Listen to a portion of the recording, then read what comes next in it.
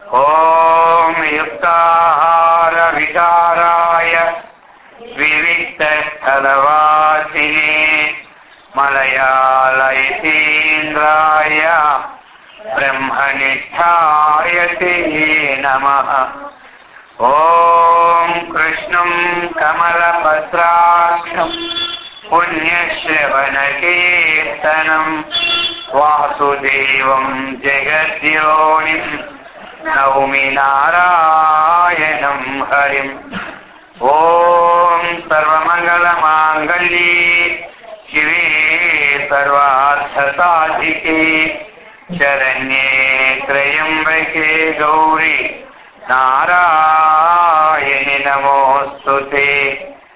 ఓం సహనావతు సహనౌ భునక్తు సహ వీర్యం కరవావహై తేజస్వినావధీతమస్తు మా విద్విషావహై. ఓం శాంతి శాంతి శాంతి. హరి ఓం తత్సత్తు.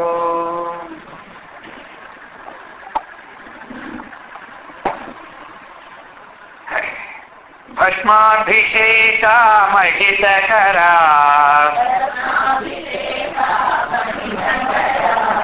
భస్మాభిషేకా మహితకరా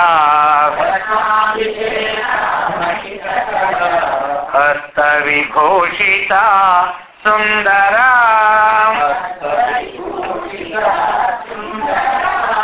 హస్తవిభూషితా సుందరా హర ఓం హాలాహలధర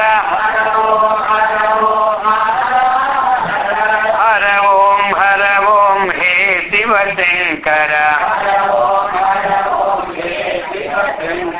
గిరిధర నగధర గౌరీ మనోహర చంద్రశేఖరా జటాధరా సకధిమి ధిమితక తాండవ రూప సకధిమి ధిమితక తాండవ రూప కామగాన ప్రియ శంభో స్వరూప శంభో స్వరూప సత్యస్వరూప సత్యస్వరూప హే శివశంకర భస్మాభిషేకా మహితకరా హస్తవిభూషితా సుందరా హస్తవిభూషితా సుందరా గోపాల కృష్ణ భగవానికి సద్గురు మహారాజుకి హర పార్వతీ పదే హర హర మహాదేవ్. పవిత్రాత్మ స్వరూపులకు ప్రియాత్మ బంధువులారా, ఈ యోగ వాసిష్టంలో మనం ఆత్మ యొక్క విషయాలని వివరించుకుంటూ ఉన్నాం. ఇక ఇందులో కూడా ఏదైతే దేని నుంచి ఉద్భవమైందో అది దానికంటే వేరెప్పుడు కాదు అన్నటువంటి విషయాన్ని చెప్తూ ఉన్నారు. సత్తా నుండి పుట్టిన ప్రతిదీ కూడా సత్తా మాత్రమే. అది ఎప్పుడైనా సత్తా నుండి ఏది పుట్టిందో అదేమిటి, అది సత్తా మాత్రమే కానీ ఇంకోటి కాదు. అది అయితే అది పారమార్థిక సత్తా అవుతుంది, ఇది వ్యావహారిక సత్తా అవుతుంది. అది పారమార్థిక సత్తా, ఇది వ్యావహారిక సత్తా, ఇంకోటి ప్రాతిభాషిక సత్తా అంటారు. వ్యవహారిక సత్తా అంటే ఏమిటి? ఇది ఘటము, ఇది పటము, ఇది కుర్చీ, ఇది మైకా, ఇది పుస్తకము, ఇది కూడా సత్తానే. దీన్ని ఏమంటారు? వ్యవహారిక సత్తా అంటారు. ఇక ప్రాతిభాషిక సత్తా అంటే ప్రతీతివత్తు భాసతే ఇది ప్రాతిభాషిక. ఇంతకు పూర్వం మనం ఎక్కడైనా ఏదైనా చూసిన వస్తువు అది ఇంకొక అన్యత్ర వేరే వస్తువునందు ఆ వస్తువుగా గోచరించడం ప్రాతిభాషిక అనమాట. స్మృతి రూప పరత్ర పూర్వాభాస ఏమంటారు? స్మృతి రూప పరత్ర పూర్వాభాస. ముందు మనకు స్మృతి కలుగుతుంది. ఓ సర్పాన్ని మనం చూశాం. ఆ సర్పము యొక్క అనుభవం మనకు సంస్కారంగా పడి ఎక్కడైనా అటువంటి సర్పాకారంగా కన్నప్పుడు ఇది సర్పం అనే స్మృతి కలుగుతుంది. అది ఎక్కడ కలుగుతుంది? స్మృతి రూప పరత్ర అన్యత్ర. మనం పామునందు మళ్ళీ పాము కలిగింది అనుకోండి, దాన్ని ప్రాతిభాషిక అంటారు. దాన్ని ఏమంటారు? వ్యవహారికం అంటారు. అర్థమైంది కదా? పామునందు పాముగా ఉన్నటువంటిది పాము వ్యవహారం కదా, వ్యవహారికం. అలాగనే మరి మనము తాడునందు పాము దృష్టి కలగడం సరస్వతి భ్రాంతి. దీన్ని ఏమంటారు? ప్రాతిభాషిక సత్తా. ఇది కూడా ప్రాతిభాషిక. ఎందుకు? స్మృతి కలిగింది, అటువంటి ఆకారాన్ని చూస్తుంది. పరత్ర అంటే సుక్తి ఉందో, లేకపోతే త్రాటినుందో, లేకపోతే మరీచికనుందో పరత్ర. పూర్వాభాస, ముందు ఏదైతే చూసినాడో అక్కడ పొట్ల మీద వెండి, పొట్టల్లో పాములు, ఇసుకల్లో అది ఏమైపోయింది దీనికి? ఇక్కడ మళ్ళీ మనకి ఏమి కనబడింది. అందుకని దీని ప్రాతిభాషిక సత్తా. ఇక మరి పారమార్థిక సత్తా, అది పరమార్థం. ఈ రెండింటికి ఉత్పత్తి కాబట్టి ఈ రెండింటికి వినాశము ఉంటుంది.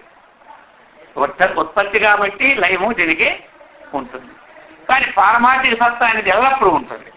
ఏమంటారు? అది ఎప్పుడు త్రికాలములు ఎందుకు కూడా ఉన్నట్టే ఉండేది. మనలో ఉన్న సత్తా ఏమిటి? పారమార్థిక సత్తా అన్నమాట. అది నేనంత సత్తా లేనివాడు అనుకుంటున్నావా అంటాం. వాడు సత్తాయే, అర్థమైందా? సత్తా లేనివాడు వాడు సత్తా గలవాడి చేస్తే ప్రతి వాడికి ఎవరిలో ఏదో ఒక సత్తా, ఆ సత్తా ఏదో ఒక రూపంలో ఉంది. సత్తా ఉంది, దాన్ని ఏదో ఒక విశేషణంగా ఒకరు ఉంటుంది అనమాట. ఒకరికి ప్రవచన సత్తా, ఒకరికి పారాయణ సత్తా, ఒకరికి పూజ సత్తా, ఒకరికి మంచి బాగా వండే సత్తా, ఇంకొకరు బాగా పుష్టిగా తినే సత్తా. ఏమంటారు? కొంతమంది ఉన్నాయి తినలేదు.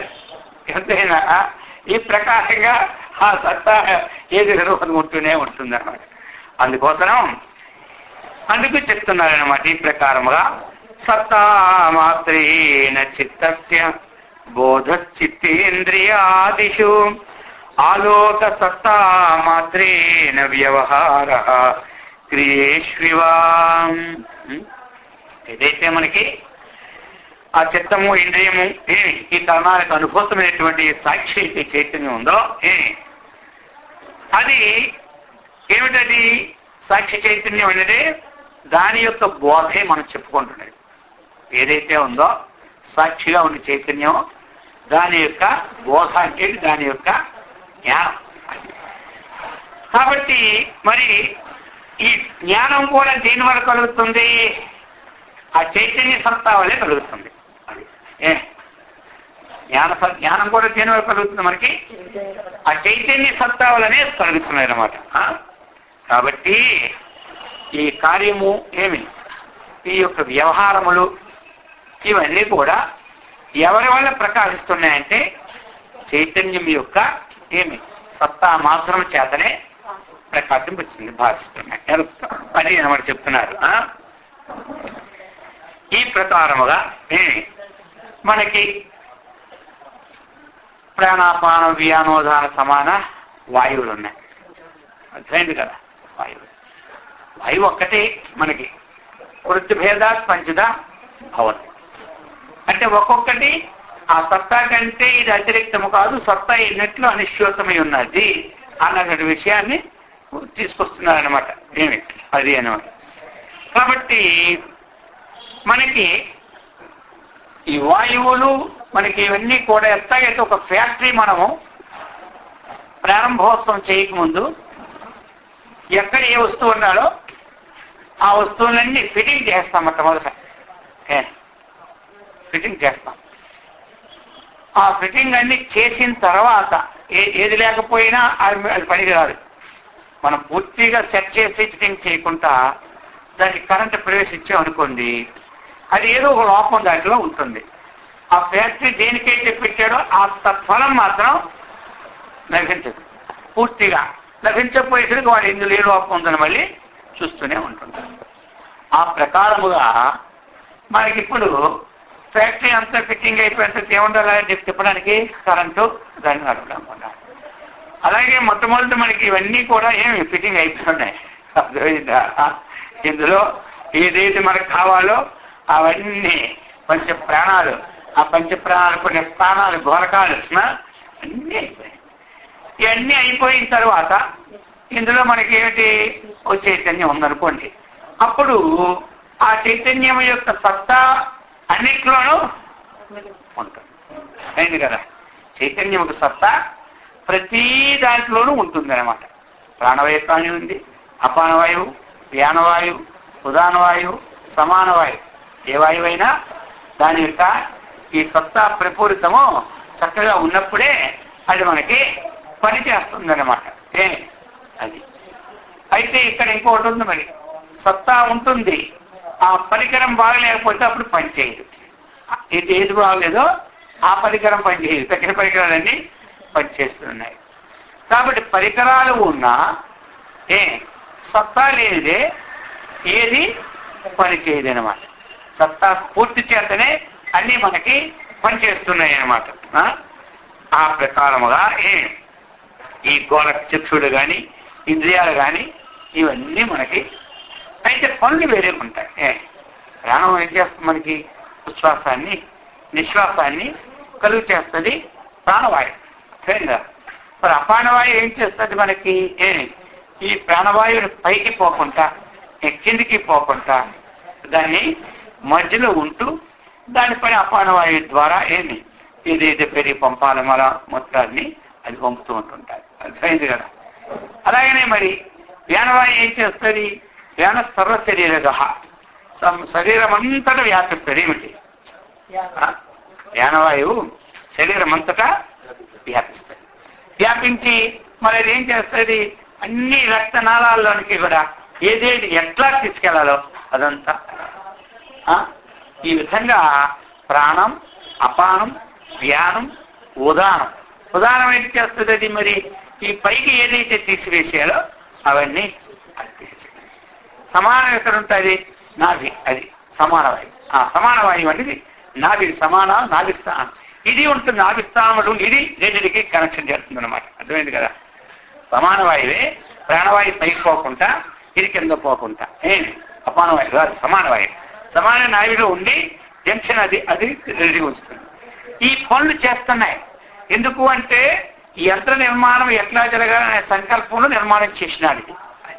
అది ఎవరికి సాధ్యము కాదు. ఆ నిర్మాణం ఆయన చేశాడు.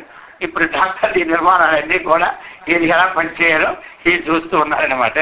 ఇవన్నీ ఆ శాస్త్రాన్ని చక్కగా పరిశీలించి అందుకని అది ఈ విధంగా చెబుతూ ఉన్నారు మనకి. ఈ విధంగా త్వగేంద్రియము కానీ దానికి కారణమైనటువంటి వాయువు కానీ, ఆ విధంగానే గంధ తన్మాత్రం కానీ దానికి కారణమైనటువంటి పృథ్వీ కానీ, శబ్ద తన్మాత్రం కానీ దానికి కారణమైనటువంటి ఆకాశము కానీ ఇవన్నీ కూడా ఇవి అన్నమాట. ఒక దగ్గర నుంచి ఒకటి. క్రియోన్ముఖత్వం సంకల్పో మనసక్రమ మననం చిత్త కాలుష్యం ఆత్మా నిర్మలా భవేత్తు. కాబట్టి క్రియ ఉన్ముఖత్వం సంకల్పము, ఇంకా ఏమిటి? అసత్సంకల్పం. ఒకసారి సంకల్పం చేస్తాం, ఇంకోసారి ఏం చేస్తాము? ఆ సంకల్పాన్ని ఇంకోసారి చేసుకుందాము అనుకుంటున్నాం. కాబట్టి ఈ ప్రకారముగా ఏదైతే మనకి చిత్త కాలుష్యం ఉంటేనే సంకల్పము వికల్పం వస్తుంటాయి. చిత్తం ఎప్పుడు కలుషితీకృతం అయిందో అప్పుడు ఏమవుతుంటుంది, నిశ్చయాత్మకం అనేది రాదు. చూస్తుంది అందరికీ.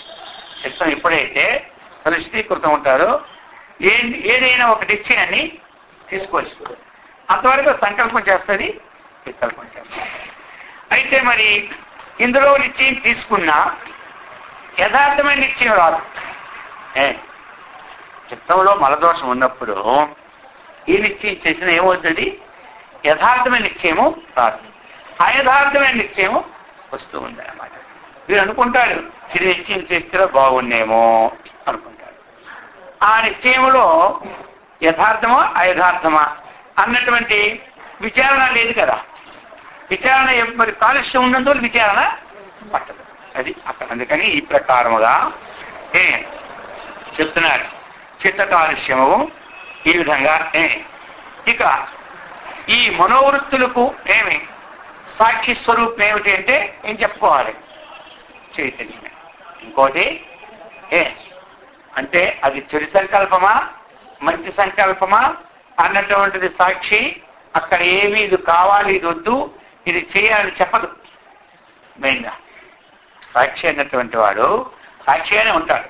ఆ సంకల్పం ఏది కానివ్వండి, అది చెడు సంకల్పమైనా ఇది సాక్షి, మంచి సంకల్పమైనా సాక్షి. అయితే ఇక్కడ ఏంటంటే సామాన్యులందరూ అడుగుతుంటారు, మంచిది ఆ మాట, కావలసిన మాట. మరి ఆ చెడు పని చేసేటప్పుడు సాక్షిగా ఉండి ఎందుకు ఆయన అక్కడ అలా కొనుక్కోవడం? ఆ పనిని ఆపే శక్తి, ఆయన ఎంత ప్రపంచం సృష్టించే శక్తి ఉంది కదా, ఆ పనిని ఆపే శక్తి లేదా అని అంటుంటారు. ఒక ఆయన ఆ పని చేస్తే మన లోకంలో ఆ చెడు పని అవదు కదా అని అంటుంటారు. అది సమంజసంగా ఉంటుంది ఒకసారి వినడానికి మాత్రం, అంతే కదా. ఇప్పుడు ఎవరో ఒకరిని అన్యాయం చేయాలనుకున్నాడు, అప్పుడే భగవంతుడు ఆ అన్యాయానికి చేసే టైంలోనే వాడికి చేయి పడిపోవడము, కాలు పడిపోవడం అయిపోతే వాడికి ఇది కరెక్ట్ తెలిసిపోయి ఇక వాడు ఆ పని చేయకూడదు కదా. కాబట్టి మళ్ళీ ఆయన చేసినప్పుడు ఊరుకోవడం ఎందుకు, మళ్ళీ వాడికి శిక్ష ఎందుకు, మళ్ళీ వాడికి ఏదో నరకాన్ని పంపడం ఎందుకు, మళ్ళీ వాడికి ఏదో పాపని పంపడం ఎందుకు అనే ప్రజలు చాలా మంది ఇస్తూనే ఉంటుంటారు. అర్థమైందా? అయితే ఏమిటి అంటే ఇది పుట్టి మనకి మానవుని సృష్టించినప్పుడు ఒక విజ్ఞానాత్మకమైన బుద్ధి మనకి ఇచ్చినాడు.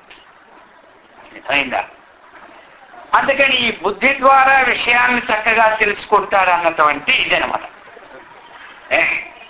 ఇప్పుడు మామూలుగా పశుపక్షాదులు ఉన్నాయి, వారి పాపము లేదు, కొంచెం వారు ఏమో నరకానికి వెళ్ళిపోయేది లేదు, స్వర్గానికి వెళ్ళిపోయేది లేదు, వచ్చేది లేదు, పుచ్చుకునేది లేదు. ఎందుకో వాడికి బుద్ధి అంటూ లేదు. అర్థమైంది కదా, అది బుద్ధి అంటూ లేదు. ఈ మానవుడికి ఏమిటంటే ఒక స్వతంత్రత రూపంలో భగవంతుడు ఒక సంకల్పాన్ని తీసుకున్నాడు. ఆ సంకల్ప ప్రకారముగా ఈ బుద్ధినిచ్చి ఏది మంచి, ఏది చెడు, ఏది గొప్పది, ఏది తక్కువైంది, ఇవన్నీ తెలుసుకునేటువంటి కెపాసిటీ ఇచ్చేశాడు. కాబట్టి ఈ యొక్క సృష్టిలో ఈ విధంగా నిర్మాణంగా ఇది సంకల్పం చేశారు, అంతే బస్. ఇంకా అది దానికి మళ్ళీ మార్పు. మళ్ళీ ఎప్పుడైనా సృష్టి అంతమైపోయేటప్పుడు, కొత్తగా సృష్టించినప్పుడు మళ్ళీ ఆయన ఏదైనా ఫండమెంటల్ మారిస్తే అది మారుతుంది. అంతేగాని అంతవరకు ఇది మార్పు లేదు, దీనికి మార్పే అది అన్నమాట. అయితే మరి ఆ మార్చుకోవడానికి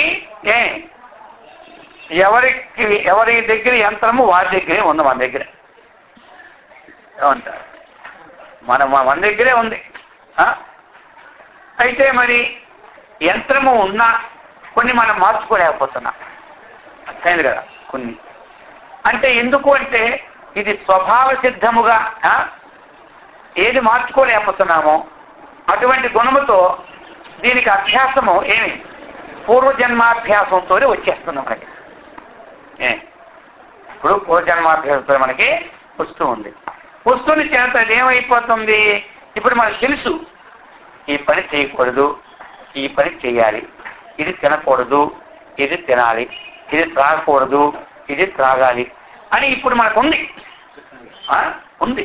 విచక్షణ జ్ఞానం ఉన్నా సరే అర్థమైంది కదా, చేయకూడదనే పని చేయడానికి వెళ్ళిపోతుంది. తినకూడదని దానికి తిన్నడానికి వెళ్ళిపోతుంది, త్రాగకూడదని దానికి వెళ్ళిపోతుంది. అర్థమైందా? ఒకడంటాడు నాకు త్రాగాలనే ఉండదు స్వామీజీ అంటాడు. కానీ అది ఏమిటి?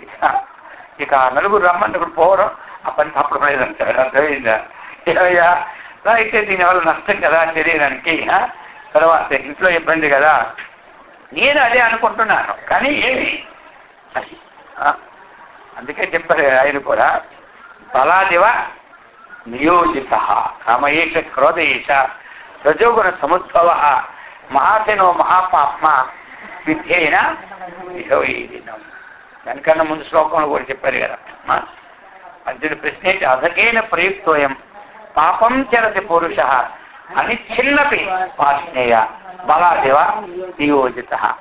అథ ఏమి కేన ప్రయుక్తోహం, ఇది ఏం దీనికి ప్రయత్నం చేస్తుందో నాకే అర్థం కావాలలేదు అన్నాడు ఎవరు? అథ కేన ప్రయుక్తో పాపం చరతి పురుష, పురుషుడు ఈ పాపాన్ని చేస్తూ ఉన్నాడు. కేన దేని యొక్క ప్రయత్నం ద్వారా, ఏది ప్రేరేపిస్తుంది ఇది చేయడానికి అడిగాడు ఎవరు? అదకేన ప్రయుక్తం పాపం చరతి పురుష అనిచ్ఛిన్నపి, ఇచ్చ లేనప్పటికీ, మనకి ఇచ్చ లేనప్పటికీ బలత్కారంగా అది వరించిన వాస్తే బలాదేవ నియోజిత అన్నాడు.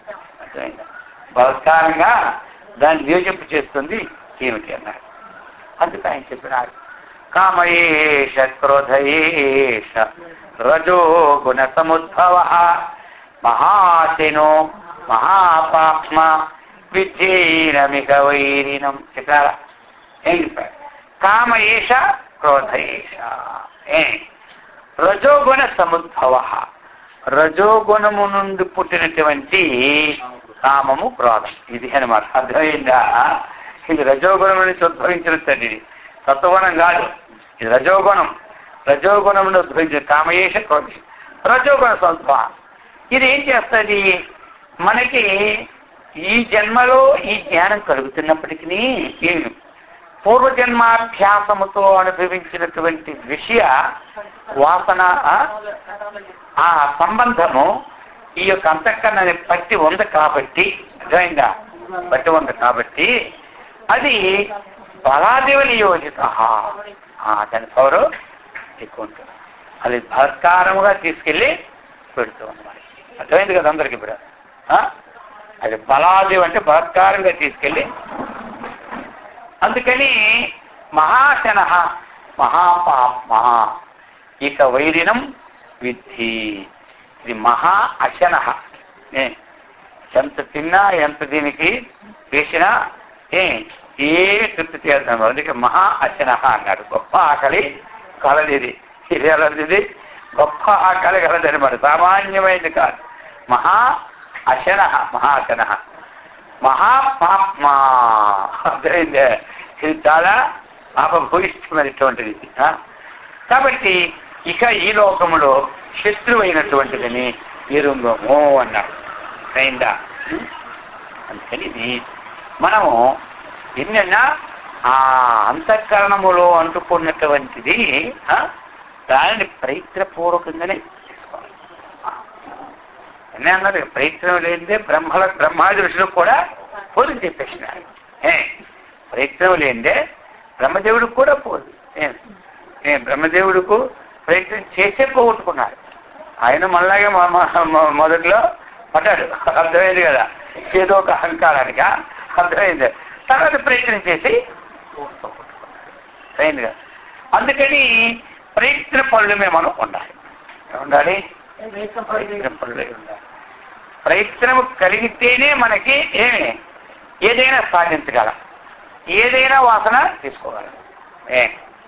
ప్రయత్నం లేకపోతే ఏది సాధించలేము. ఏమంటారు?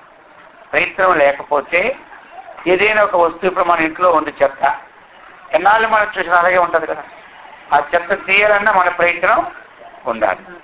ఏదో ఇంట్లో మంచి మంచి వస్తువులు పెట్టుకోవాలనుకున్నాం, మనం ఎక్కడ వస్తువులు అక్కడ ఉంటే ఎన్నాళ్ళు పెట్టుకుని అవుతుందా?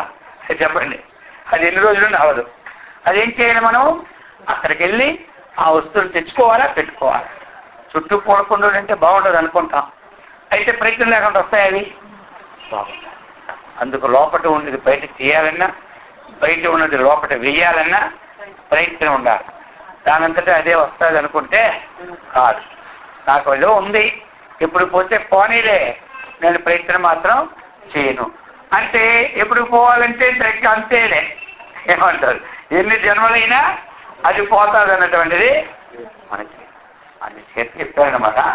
ప్రయత్నం అనేది చాలా గొప్పది. అది అందుకు ఈ ప్రకారముగా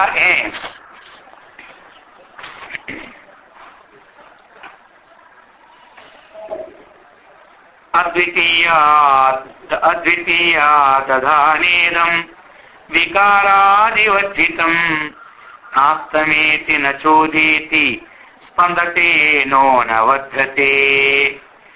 అద్వితీయా దధానేదం చెప్తున్నారు.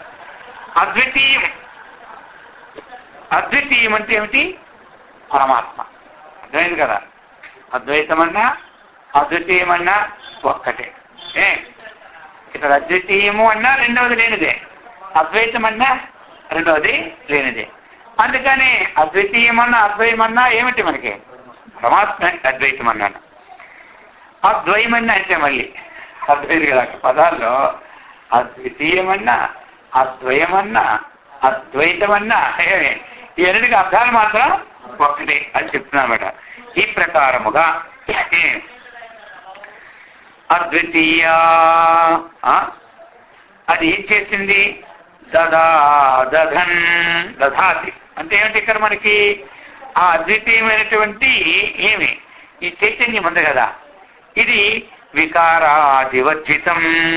దీనికి వికారాలు, శరీరానికి షర్ధ వికారాలు కానీ ఆత్మకివి లేవు. అటువంటి నిర్వికార భావంలో భావాన్ని నిర్వికార భావంగా ఉంటూ వికారం అంటే నిర్వికారం, వికార వర్జితం అంటే ఏమిటి? నిర్వికారం. ఈ నిర్వికారం ఉండి అద్వితీయం అయినటువంటి చైతన్యము నాస్తమేతి నచోదేతి అంటే ఇక్కడ ఇదం దధా అంటే ఏమిటి? ఇదం అంటే ఈ సమస్తమైన పురుదృశ్యమైన జగత్తును అది ధరించింది అనమాట. కంటిన్యూషన్ కాబట్టి దధా అన్నాడు అనమాట. దధా అంటే ధరించాను, దధా అన్నారు కంటిన్యూషన్ కాబట్టి. ఒకవేళ ఈ జగద్రూపం ధరించినను చెప్తున్నా ఇప్పుడు, నా హస్తమేతి నచోదేతి స్పందతే నో నవర్ధతే. అస్తమము ఉదయము వర్ధనం. ఇక్కడ అస్తమం అంటే ఏమిటి? దీనికి సూర్యుడు అస్తమైపోతే మనం అస్తమైపోయింది అంటున్నాం. కాబట్టి ఇది ధరించినా సరే, జగద్రూపాన్ని ధరించినా సరే, దీనికి అస్తమయము లేదు, ఉదయము లేదు, ఇక చలనము లేదు, వృద్ధి అని చెబుతున్నాడు. జగత్తు ఒకసారి అస్తమైపోతుంది, ఒకసారి ఉదయం అవుతుంది, ఇంకోసారి చలనం ఉంటుంది, ఒకసారి వర్ధనము ఉంటుంది. అయితే దీన్ని ధరించింది కాబట్టి దానికి రూపాలు వర్తిస్తాయంటే వర్తించవు. అది మాత్రం శాశ్వతంగానే ఉంటుందన్నమాట. రథస్వస్యాస్థితే జీవో జీవస్వాహంకృతి రథ అహంకృతే రథో బుద్ధి తతో బుద్ధిర్మనోరథ మనసస్తు రథ ప్రాణః ప్రాణస్యాక్షగణో రథః అక్షౌఘస్య రథో దేహో దేహస్య స్పందనో రథః. ఒకటి దాన్ని చెప్పుకొచ్చారు. ఇప్పుడు ఒకటి మనకి కఠోపనిషత్తులు కూడా ఆత్మానం రథనం విద్ధి, శరీరం రథమేవతు, బుద్ధింతు సారథం విద్ధి, మనఃప్రగ్రహమేవచ, ఇంద్రియాణి హయానాహు విషయాం స్థేషుగోచర, ఆత్మేంద్రియ మనోబుద్ధి చెప్పుకొచ్చారు కదా. ఈ ప్రకారముగా ఇక్కడ చెప్తున్నారు అనమాట. జీవుడు ఉన్నారు మనకి. అయితే మరి ఇక్కడ ఈ జీవుడు అంటే చైతన్యం యొక్క రథం అని ఇచ్చారు. ఇక్కడ ఏమంటారు? చైతన్యం యొక్క రథం ఎవరంటే జీవుడిని ఇచ్చినారు. చైతన్యం యొక్క రథం. ఇక్కడ రథం అంటే ఏమిటి? శరీరం తీసుకుందాం. అందాక రథం అనేది ఇది మామూలు రథం అంటే తీసుకుపోయేది, వాహనం కదా. రథం అంటే వాహనం కదా, తీసుకెళ్ళేది కదా. కదా ఇక్కడ ఏమిటంటే రథం అంటే మనకి శరీరం తీసుకుంటాం. ఇక్కడ రథం అనేప్పుడు జీవుడు ఈ చైతన్యం యొక్క రథం. ఈ చైతన్యం యొక్క రథం ఎవరంటే జీవుడు. మరి జీవుని రథం ఏమిటి అంటే చెప్తున్నాడు అహంకృతి. జీవుని యొక్క రథం అహంకారం. జీవుడి యొక్క రథం అహంకారం. ఇక అహంకృతి అది అహంకృతే రథో బుద్ధి అన్నారు. అహంకారం యొక్క రథం ఏమిటి? బుద్ధి. అర్థమైందా? బుద్ధి బుద్ధి తతో బుద్ధేర్ మనరథ ఏమంటారు? బుద్ధి అంతా నిశ్చయించి కూర్చుంటారు, ఇది ఎక్కడ పోదు ఏమంటారు? నేను తీసుకెళ్ళేది రథం మనస్సు ఏమంటారు? ఇప్పుడు మనకి బుద్ధి యొక్క రథం ఏమిటి? మనస్సు అనమాట. ఇక్కడ మనసస్తు రథ ప్రాణ అన్నారు. ఏమంటారు? మనస్సు యొక్క రథము ప్రాణం. ఇక ప్రాణస్య రథ, ప్రాణం యొక్క రథము ఇంద్రియాన్ని. అర్థమైందా? ఏమిటవి? ఇంద్రియాలు. ఇక ఇంద్రియాణం రథ శరీరం. అక్కడికి ఎక్కడ వచ్చింది? మొత్తం అక్కడ వచ్చింది. అంటే అందులో ఉన్న అంతస్తులని వీళ్ళు తీసుకొచ్చాడనమాట. అందులో ఉన్నంత అంతస్తులన్నీ వీళ్ళు తీసుకొచ్చాడు. అందులో ఒకటి చెప్పాడు. ఒకదాన్ని ఒకటి ఏ విధంగా తీసుకుపోతుంది? ఏమి దగ్గర కూర్చుంటాడు, రథము వెళ్తూ ఉంటుంటాడు. అర్థమైంది కదా? దేని ద్వారా ఏదండి ఈ ప్రకారముగా ఇక్కడ ఇంద్రియాలు అన్నప్పుడు మనము ప్రాణం యొక్క రథం ఇంద్రియాలు అన్నప్పుడు నెక్స్ట్ మళ్ళీ కర్మేంద్రియానికి స్పందన ఇచ్చారు కాబట్టి అప్పుడు జ్ఞానేంద్రియాలు మొట్టమొదటి ఇంద్రియాలు తీసుకోవాలి. శరీరం యొక్క రథాన్ని దీంట్లో ఏం ఇచ్చాడంటే అవి అక్షోగస్య ప్రాణవతం దేహస్య స్పందనో రథ కర్మేంద్రియాన్ని. ఈ యొక్క శరీరం అంటే మొత్తం అన్ని కలిసే శరీరం అనుకోండి, కానీ ఈ శరీరం యొక్క రథాన్ని ఏం చెప్పాడు? కర్మేంద్రియములు అన్నారు. మరి శరీరం రథం కదా, ఇది కదలాలంటే చేతులు కదలవలసిందే, కాలు కదిలితేనే ఎక్కడమంటే కదులుతాయి. ఈ కాలు కదలక్కనే కదలవు. కాబట్టి ఈ రథములన్నిటి యొక్క కార్యము స్పందనం. అన్నిటికేమిటి? స్పందనం. స్పందనం కర్మ సంసారే జరామరణ పంజరం ఏవం ప్రవర్తితం చక్రం యదమాది విభూతిజం.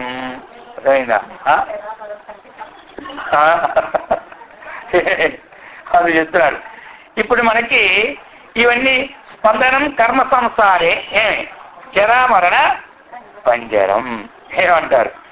ఇక్కడ జరామరణం అంటే పుట్టడము, చావడము, జర అంటే ముసలితనం, ఇవన్నీ కూడా జరామృత్యమై మగి దేహ పంజరం ఉన్న జీవుడు విహగములు అనమాట. వీళ్ళు ఎవరు? చెప్తారు కదా లోపట రెండు ఉన్నాయా, రెండు పక్షులు ఉంటాయి అన్నారు కదా. ఓ పక్షి ఏమో తింటూ ఉంటుంది, ఓ పక్షి చూస్తూ ఉంటుంది అనమాట. ఆ విధముగా దేహపంజరం ఉన్నటువంటి జీవ విహగముల ఈ చక్రము మూల ఇక్కడ చక్రం మిదమాది విభూతిజం, ఈ మూల కారణము పరమేశ్వరుని యొక్క విభూతి వలన ఇదంతా కూడా సంభవించినది, జరుగుతున్నది. రెండును ఇదంతా ఎక్కడి నుంచి వచ్చిందంటే ఇదంతా ఆయన యొక్క విభూతే. ఇదంతా ప్రతిభాసతైవ ఆత్మని అసస్వప్నైవ తతః మనాగపి న సత్యాత్మా మృగకృష్ణాంభువస్థితం చెప్తున్నారు. ఇప్పుడు ప్రతిభాసతైవ ఆత్మని అసత్ స్వప్న ఇవా. మనకి స్వప్నములో ఏ విధంగా అయితే అనేకమైన ప్రతిభాసలు జరుగుతూ ఉన్నావో ఆ ప్రకారముగా ఈ ప్రపంచమంతయు కూడా ఆత్మ యందు స్వప్నము వలె ప్రతిభాసిస్తున్నాయి. ఈ స్వప్నం అనేటువంటిది ఏ సత్తా అంటే ప్రాతిభాషిక సత్తా. ఏమంటారు? ఎందుకు ప్రాతిభాషికం అంతా కూడా యథార్థం తెలుసుకున్నాక ఆ వస్తువు ఉండదు అనమాట. అది అర్థమైంది కదా. స్వప్నం కూడా ప్రాతిభాషిక సత్తా అనమాట. అందుచేత ఈ ప్రకారముగా రథస్త్వత్ర స్మృత ప్రాణ కల్పనాయా మునీశ్వరాం యత్ర ప్రాణమరుత్తత్ర మననం పరితిష్టతి. ఒకసారి అన్వయం చేస్తున్నారు అనమాట. మునీశ్వర అని సంబోధిస్తున్నారు. హే మునీశ్వర అంటే మరణం చేసినటువంటి సామర్థ్యము కలవాడా మునీశ్వరుడికి. అత్ర హే మునీశ్వర అంటున్నారు ఇక్కడ మనకి. ఎవరు పండితులైనమాట ఈ యొక్క ప్రాణరథమును కల్పనారథమని కూడా అందరూ ఏమంటారు? ఇదంతా కల్పన. ఈ సంస్థము కల్పన కాబట్టి పండితులు కల్పనారథమని అందరూ. ఎందుకని? ప్రాణం అనేది ఏ వైపుకైతే పోతూ ఉంటుందో మనస్సు కూడా ఆ వైపుకి. ప్రాణానికి మనస్సుకి ఏం సంబంధం అనమాట. ప్రాణానికి మనసుకి సంబంధం. అందుకే కొంతమంది ప్రాణ నిరోధం చేస్తే మనస్సు నిరోధం అని అంటారు. అందుకని అందరూ ప్రాణాయామం చేస్తే అంటారు. మనం నిర్మలమైనటువంటి చక్కగా ధ్యానంలో మనస్సు లైన్ చేసామనుకోండి, అది కూడా 2 నిరోధాలు జరిగిపోతాయి. అయిందా? మనో నిరోధం అవుతుంది, ప్రాణ నిరోధం. అయితే ప్రాణాయామము అన్నటువంటిది ఏమిటి అంటే మనం ప్రాణాయామం అనేది అది వ్యక్తిగతంగా పుస్తకాలు చూసేప్పుడు చేసుకోకూడదు, తేడా వస్తుంది.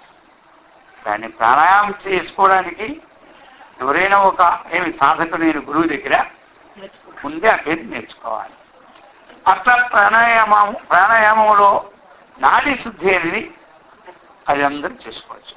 ఏమి దానివల్ల సుఖ ప్రాణాయామం అంటారు.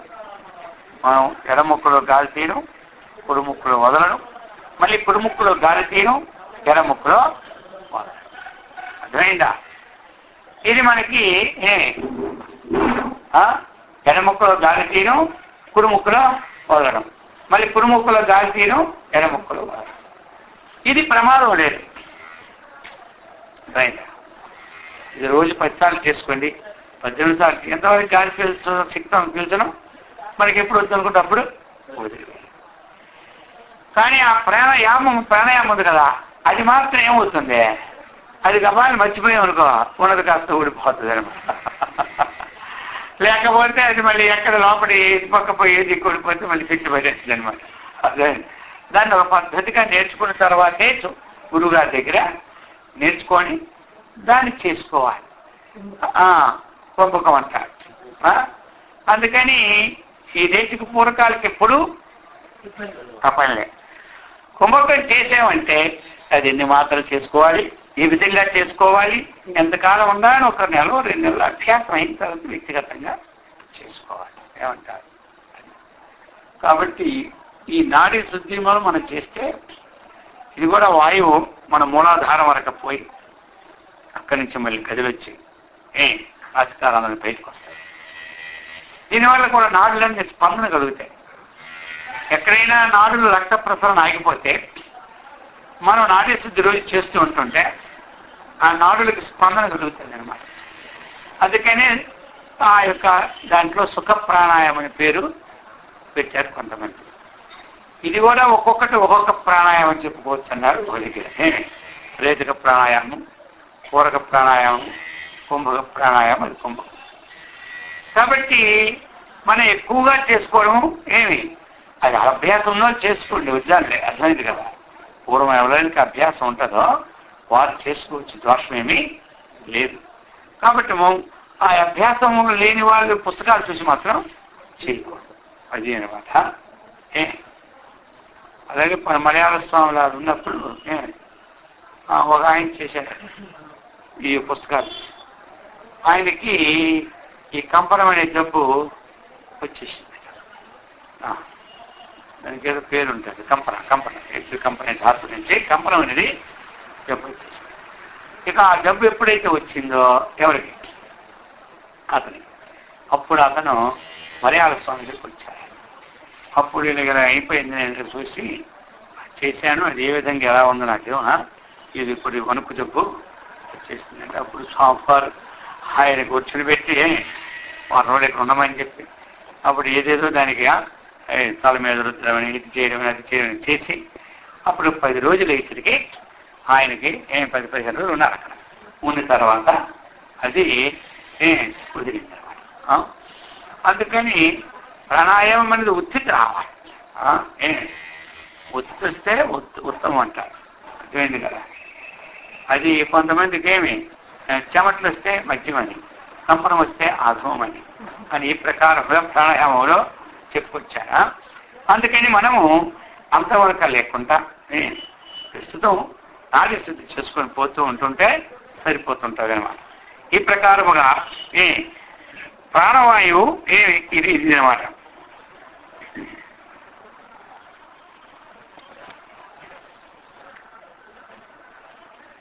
మనకి యత్ప్రయాతివనం వాత్యో తదేవ పరిఘూర్ణతే మనస్యాకాశ సంలీనే న ప్రాణ పరివేపతి. యత్ప్రయాతి వనం, వనం వనం అంటే అరణ్యం. వాత్య వాత్య అంటే వాయువు. ఈ విధంగా అరణ్యమున యత్ప్రయాతి ఏదైతే ప్రవేశించుతున్నదో, వాయువు ఏ విధంగా అరణ్యంలో ప్రవేశిస్తుంటారో అది ఎక్కడే ప్రవేశిస్తుంటే అక్కడ ఏమవుతుంది, వాయువు వెళ్ళినప్పుడు ఏమవుతుంది, అక్కడ వస్తువులన్నీ కదలిక ఏర్పడుతుంది. అది మనం అనుకుంటా చెట్టు మీద ఒక కాకు కూడా లేదంటే వాయువు రాలేదండి, ఒక కాకు కూడా అల్లాడలేదంటాం, అర్థమైందా. అంతేంటి వాయువు చలనం ఉండేది.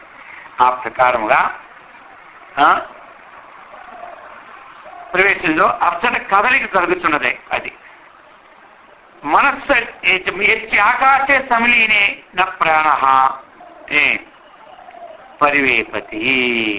అంటే ఇక్కడ ఈ మనస్సు అనేటువంటిది ఆ హృదయాకాశంలో ఎప్పుడైతే లీనమై మనకుంటుందో, ఎంతవరకు వెళ్తుందో అంతవరకు కదలకుంటుంటుంది అనమాట. ఆ విధంగా కాకుండా మనకి ఎప్పుడైతే ఈ యొక్క హృదయాకాశం, ఆకాశం అంటే అవకాశం, అవకాశం 2 విధాలు, బాహ్యం ఉంది, ఆంతరం ఉంది. అయితే మరి ఇక్కడ మనము బాహ్యంలో వెళ్ళినటువంటి ఆకాశానికి మనస్సు కదలకుంటారు కాబట్టి చెప్పుకోవడానికి వీలు పడదు. అందుకని ఇక్కడ ఆంతరమైనటువంటి ధీమైన హృదయాకాశాన్ని అట్టుకొని ఉంటుందో అటువంటి మనస్సు ఎప్పుడు కదలిక ఉండదు అని చెబుతుంది అన్నమాట.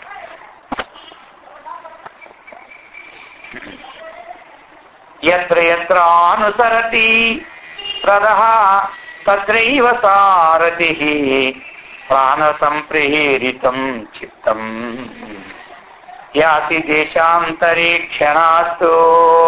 చెప్తున్నారు ఎత్ర ఎత్ర అనుసరతి రథః, రథము ఎత్ర ఎత్ర ఎత్తడెత్తడికి పోచున్నదో, సారథి తత్రైవ, సారథి కూడా అక్కడికి పోవలసే ఉంటుంది అనమాట. అర్థమైంది కదా. అలాగనే ప్రాణ సంప్రేరితం చిత్తం, ఈ ప్రాణవాయువు ఎక్కడెక్కడికైతే పోతుంటాడో చిత్తము కూడా ఒక క్షణంలోనే అక్కడికి పోతుంటాడు. చిత్తము కూడా అక్కడికి క్షణంలో పోతుంటాడు. ఎక్కడికెక్కడైతే మనకి ఈ రథం పోతూ ఉన్నదో అక్కడక్కడ సారథి పోతూనే ఉంటాడు. ఆ ప్రకారముగా మనకి ప్రాణవాయువు ఎక్కడికైతే పోతుందో చిత్తము కూడా క్షణంలో అక్కడికి పోతూ అది చెప్తున్నారనమాట. ఈ ప్రకారముగా క్షేపణోన్ముక్త పాషాణైవ తత్ర అన్యథాక్షై యత్ర పుష్పం తత్ర గంధః యత్ర అగ్ని తత్ర సా ఉష్ణత. మరొక ఉదాహరణ చెప్తున్నారు. ఇప్పుడే యంత్రము ఇప్పుడు మనం క్షేపిణి క్షేపణ అంటే ఓ క్షేపిణి అన్నట్టు ఒక యంత్రం అన్నమాట. అర్థమైంది కదా? ఆ యంత్రంలో మనం ఏం చేసినా ఏమవుతుంది, దాని పనిని చేసుకుంటుంది. అలా కూడా మనస్సు అనేటువంటిది ఎప్పుడు కూడా ప్రాణాన్ని అనుసరిస్తున్నది. మనస్సు ఎప్పుడు ప్రాణాన్ని అనుసరిస్తున్నది. కాబట్టి ఇక్కడ చెప్తూ పుష్పం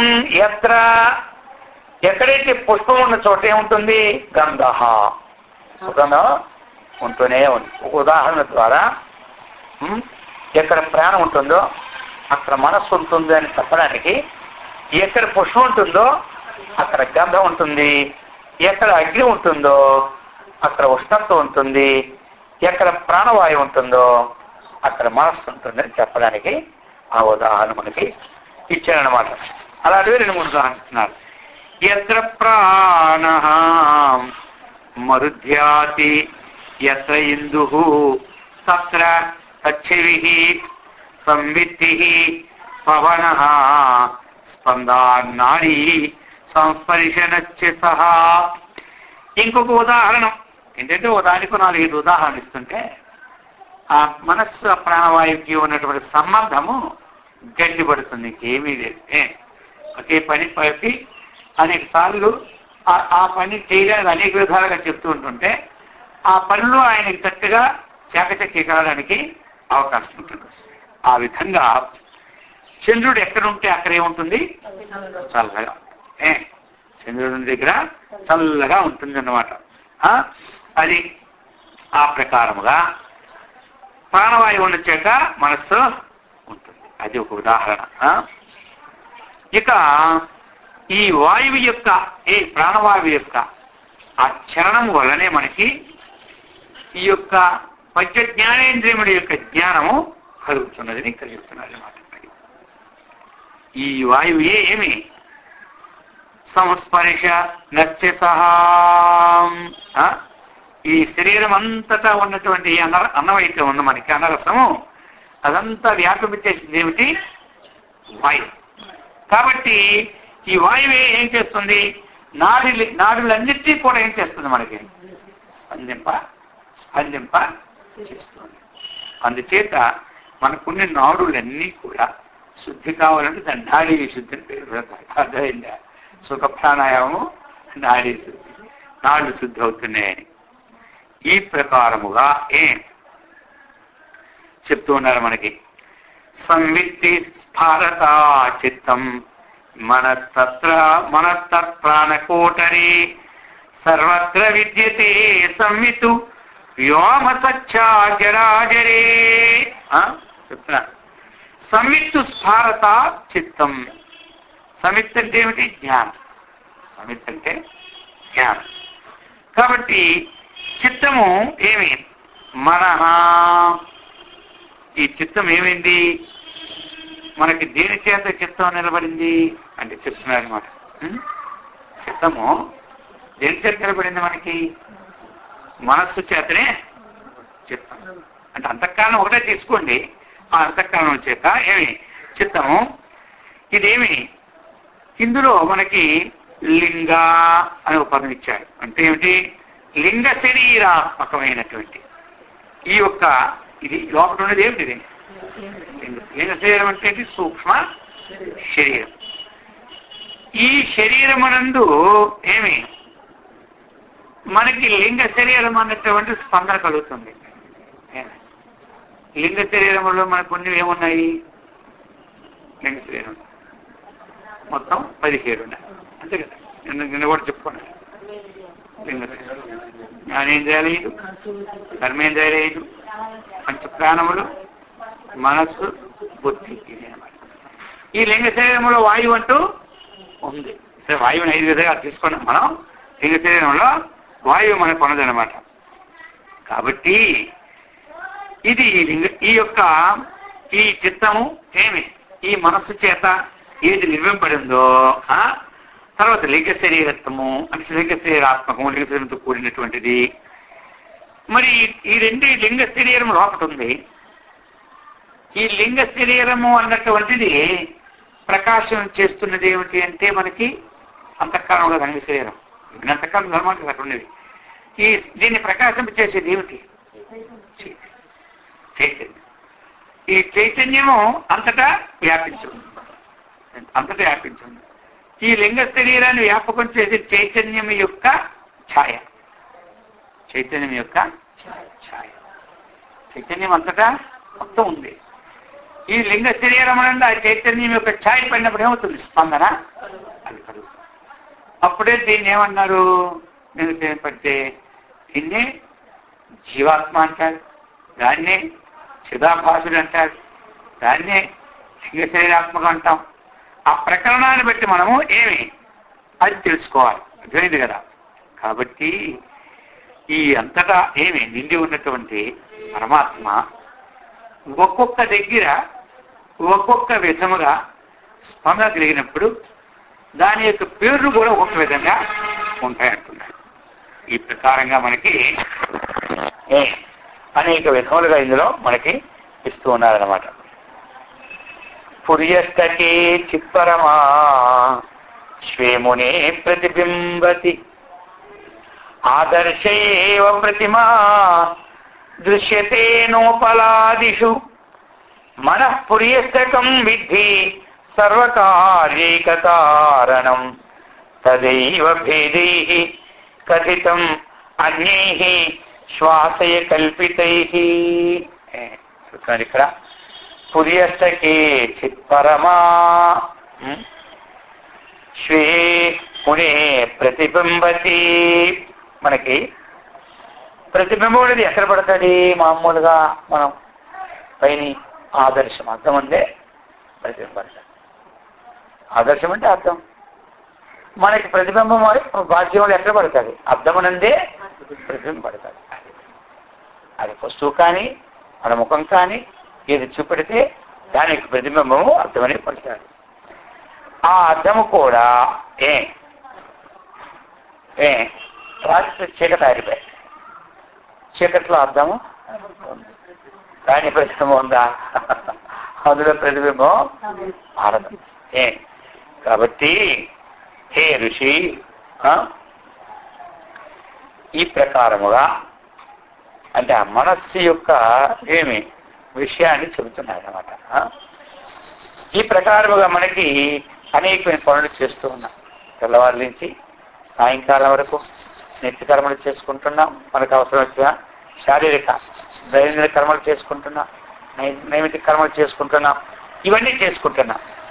మరి ఈ కార్యాలన్నిటికీ కారణం ఏమిటి అంటే నీవు దేన్ని ఇప్పుడు ఇక్కడ మనకి చెప్తున్నాడు కదా, పూరి శరీరం అని అష్టకమని. దానిని ఇక్కడే తెలుసుకో, మనస్సునే నీవు పుర్యష్టకమని గ్రహింపము అని చెబుతున్నారు. సిస్టర్ వారు ఈ మనస్సునే చక్కగా పుర్యష్టమం అంటే ఇక్కడ మనస్సు అనేది ఒక మనస్సే కదా, అంతఃకరణం అంతా ఒక దాంతో చేసుకోవాలి. మనకి ప్రతిబింబం ఎక్కడ పడుతుంది? ఆ యొక్క పరమాత్మ బింబం, ఆయన బింబం ఎక్కడ పడుతుంది? ఇక్కడ పడుతుంది. మనకి అంతఃకరణం మీద పడుతుంది కదా. అందుకు ఇక్కడేంటి దాన్ని ఒక మనస్సుగా దాన్ని చెబుతున్నారు. మనస్సు అన్న అంతఃకరణమే, ప్రకరణాన్ని బట్టి మనం తెలుసుకోవాలి. అది ఈ ప్రకారమా. ఇక దీనిని ఆచార్యులందరూ ఏమన్నారు? శిష్యబోధార్థం విభిన్నంగా వ్యవహరించారు. వాళ్ళు చిత్తం అనొచ్చు, ఇంకోళ్ళు అహంకారం అనొచ్చు, ఇంకోళ్ళు మనస్సు అనొచ్చు, ఇంకొకరు బుద్ధి అనొచ్చు, ఇంకొకరు పూర్తిగా అంతఃకరణమని అనొచ్చు. అందుచేత యస్మాదుదేతి కలనాకుల దృశ్యజాలం యత్ర స్థితవదిత్యనుభూతముచ్చైః యస్మాన్మనో విపరివర్తతే దేహదృష్ట్యా సర్వం తు తత్పరమస్మితి విద్ధి విశ్వం చెప్తున్నాడు ఇక్కడ. యస్మాత్తు అంటే దేని నుండి అన్నమాట అర్థం. ఉదేతి ఈ యొక్క దృశ్య జాలములన్నీ ఉదయించు ఉన్నావో అది చెప్తున్నాడు.